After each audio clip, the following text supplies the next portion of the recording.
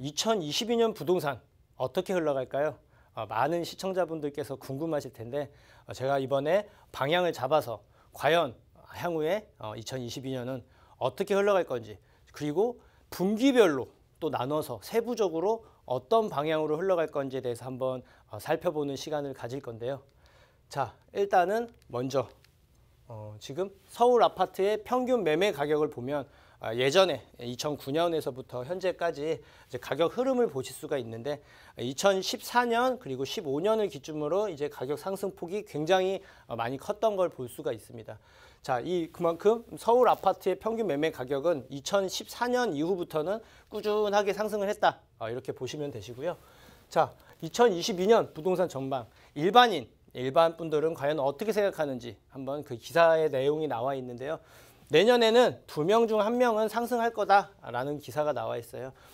수도권 쏠림과 도심 공급 부족, 매매가 상승으로 이루어질 것 같다라는 얘기들도 있고, 매수 심리 위축에 따른 수요가 또 증가. 그래서 전세가가 상승해서 오히려 매매가도 같이 올라갈 수 있다라는 경우에 대한 얘기도 나왔고요.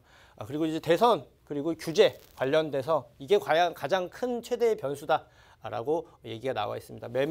매매가는 이제 절반 정도가 이제 상승할 거다라고 봤고, 전세가는 좀 많은 분들이 상승할 거다라고 예측을 하고 있어요. 자, 그러면 부동산 전문가들은 과연 어떻게 전망하고 있는지 한번 살펴볼게요.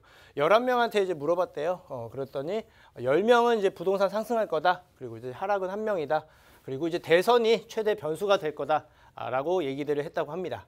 자, 계약갱신이 이제 올해 만료가 되기 때문에 이제 입주 물량 부족으로 인해서 전세난이 불가피하게 되고, 그로 인해 전세가 상승이 매매가 상승까지 부추긴다라고 이제 예상들을 했고요.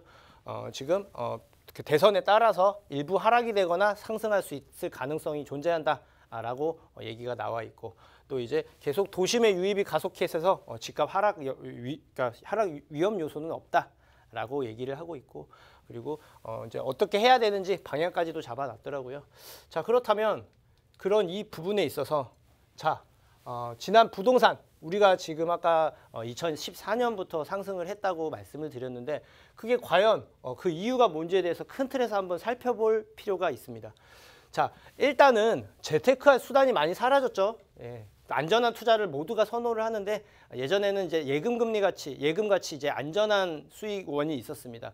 한때는 이제 금리가 10% 이상 되는 경우도 있었는데, 지금은 초저금리 상태고, 그리고 옛날에는 안전한 펀드라든가 이런 게 좀 호황을 누렸다면, 지금은 안전하지 않고 좀 이제 주식, 위험성이 내포되어 있는 주식이나 가상화폐 쪽으로 많이 쏠림 현상이 생겼죠. 그로 인해서 이제 안전하게 투자를 하려는 사람들이 부동산은 눈에 보이는 유형의 자산을 취득하는 부분이기 때문에, 그런 부분에 있어서 좀 선호가 많이 증가되면서 가격이 상승 요소가 됐다라고 보실 수도 있고요. 경제 상황은 항상 불안했어요. 이 불안한 경제 상황하고 임금과 물가 상승은 그에 반해서 계속 올랐죠. 그래서 이제 화폐 가치가 하락을 하게 됩니다. 화폐 가치가 하락을 하게 되면 기존에 가지고 있는 이제 자산들은 올라가게 되어 있습니다. 그래서 이제 화폐 하락이 자산 그리고 부동산 상승으로 이어졌다라고 살펴보시면 되시고, 그리고 저금리 기조, 이건 아까 1번과 연관이 되어 있는데, 저금리 기조가 유지가 되기 때문에 대출을 해도, 그러니까 돈을 빌려도 부담이 사라지는 거예요.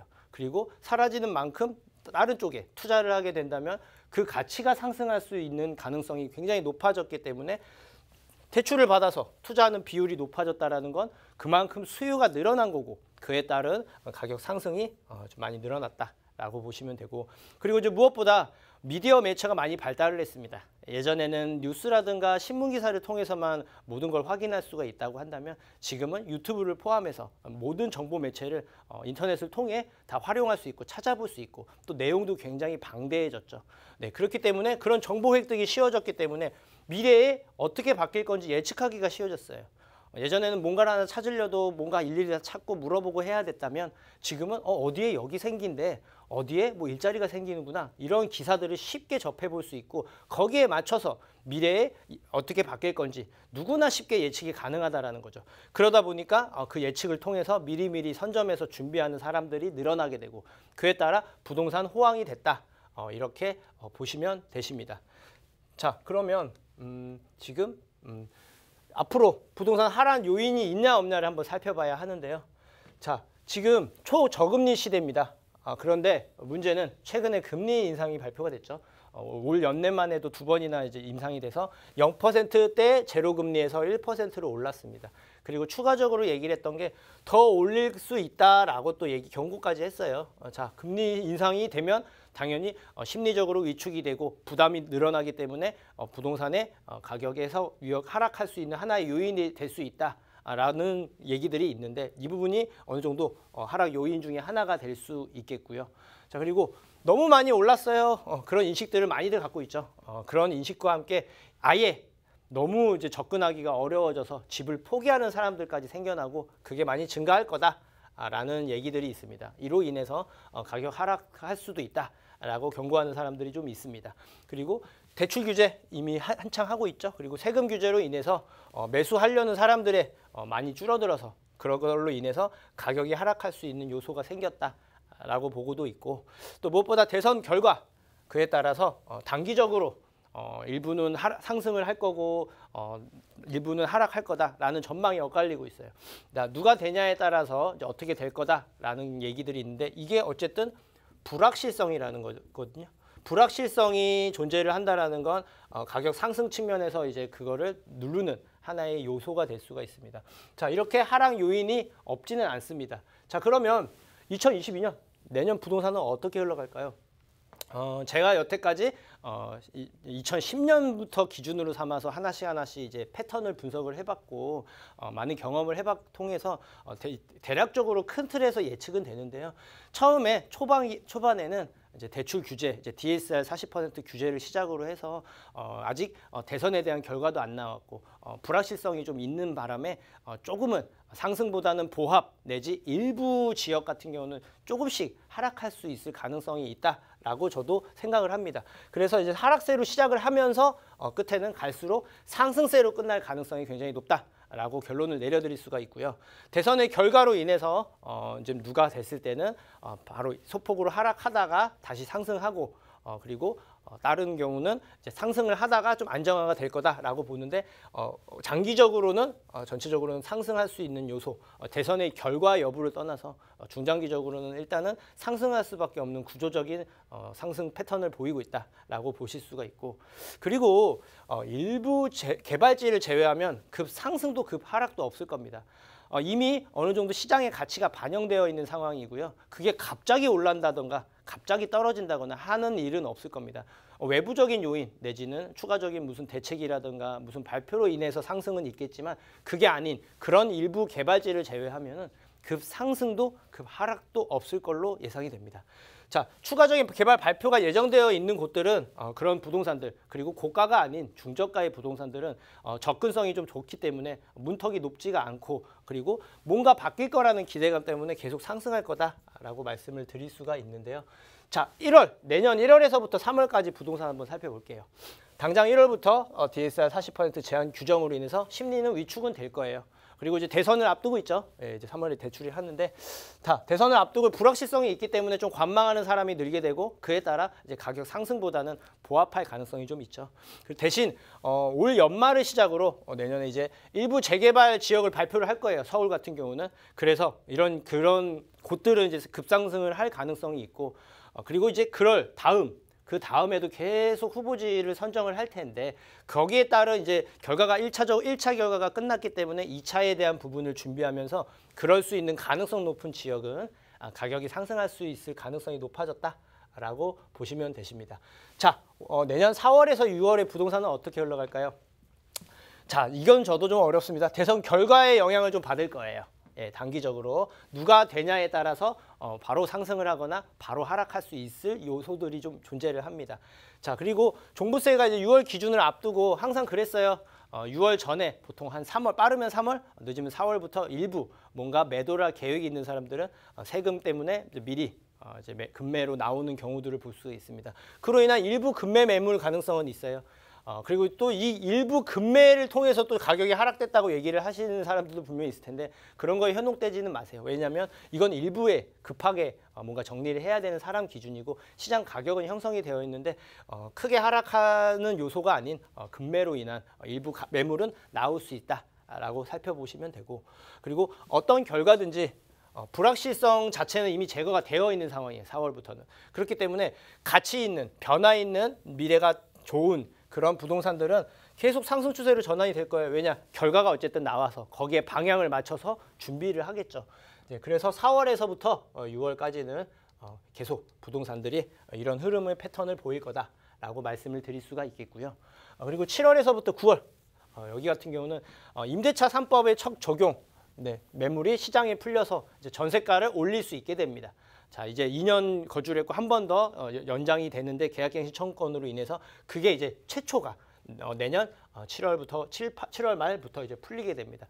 그로 인해서 이제 전세 시장이 굉장히 좀 약간 뭐라고 해야 되나? 약간 복잡해질 겁니다. 왜냐?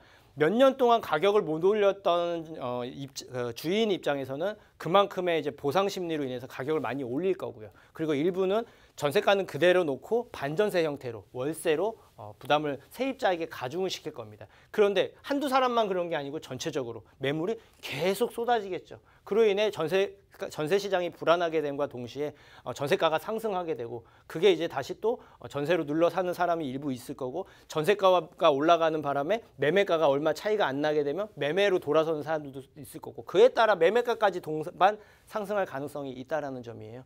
자, 그리고 매물 부족은 내년부터 부족하다고 공급이 부족하다고 말씀을 드렸습니다. 그리고 그게 이제 실제적으로 이제 눈에 보이는 시기예요. 그리고 전세가가 급상승으로 인해서 그게 동반 상승했다. 다시 한번 짚어드리고 자 신규 물량 이게 또 마찬가지지만 물량 자체가 부족하기 때문에 전체적으로 상승할 거다. 7월에서 9월부터 계속 올라갈 거다. 그리고 이때쯤 돼서 또 이제 재개발 이슈들에 대한 이제 후보지 선정에 대한 관련된 얘기들이 또 나올 시기예요. 그래서 중저가의 부동산들이 한 차례 더 올라갈 가격이 상승할 수 있는 가능성이 높아졌다라고 말씀을 드리고요. 내년 연말 10월에서부터 12월의 부동산은 그 내년 그러니까 2023년이 되겠죠. 내년에 내후년을 앞두고 각종 또 대책을 추가 발표할 거예요. 또 거기에 맞춰서 한 해를 정리하면서 가격이 만약에 상승을 했다 그러면 그거를 좀 이제 안정시키기 위한 대책을 발표할 것이고 조금 가라앉았다 그럼 일부 풀어주는 그런 완화 정책을 발표를 할 것이고 그런 대책 추가 발표 가능성이 존재를 하고 그리고 추석과 이제 연말 이제 겹치기 때문에 이때는 항상 가격이 급상승보다는 살짝 주춤하는 경향들을 보이고는 있어요. 항상 내년에 뭔가를 시작해야지 내지는 내년부터 뭘 해야지라는 심리적인 부분들도 작용을 한 건데요. 그로 인해서 이제 보합세 내지는 소폭 상승세가 예상이 됩니다. 자, 추가적인 개발지 발표를 아마 연말을 앞두고 막 할 거예요.